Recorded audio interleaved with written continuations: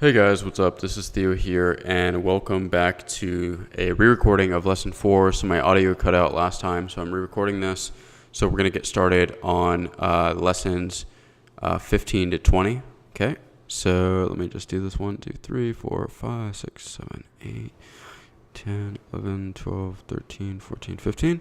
So we're going to go from 15, 16, 17, 18, 19. We're going to go from create a bulleted unordered list to creating a form element. So let's go ahead and get started. So again, here we are.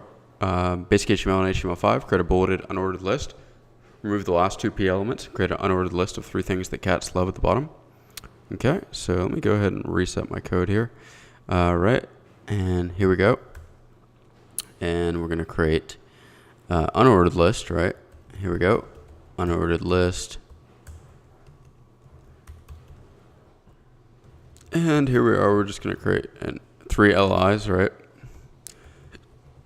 And we're going to say cats love cream, mice, and apps, right?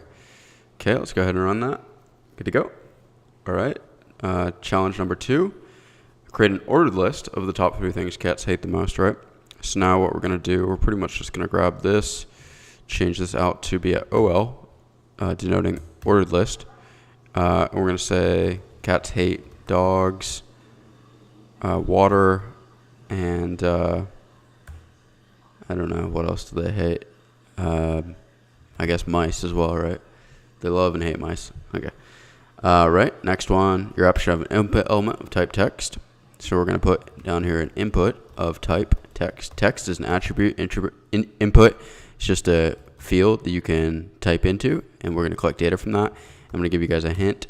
Placeholder is an attribute we can put on here. And we'll just say type here, and this will actually show up here sort of in grayed out text with basically a lower opacity. Cool. Number 4, add placeholder text. So we just did this, and we're going to add cat photo URL. Cat photo URL. Let's go ahead and run that. Good to go. And last one is create a form element. So forms basically will store multiple different inputs, whether these are checkboxes, text areas, radio buttons, whatever it might be, and we will aggregate, sort of consolidate all that data and maybe send it to a server to be processed to create some data, whatever it might be, right? So nest your text field inside a form element. Okay, so what we'll do, we'll copy and paste that. We'll take a form. And here we go. Format that with prettier. And then we'll give it an action, which is just an attribute. Basically, this action is what gets called, or what sort of the browser will interpret as what we want for the URL in the onSubmit, right? So we'll get into that. Yeah, let's get to it. So here we're going to put submit cat photo. And let's go ahead and run that, right? Right. And if we just do this, right, it's not going to do anything, right? So, but that's that for this one, guys. So hopefully you guys enjoyed it. As always, thanks for watching. Sorry for the re-recording. My audio cut out. Someone let me know. So thanks, and see you guys in the next video. Take care.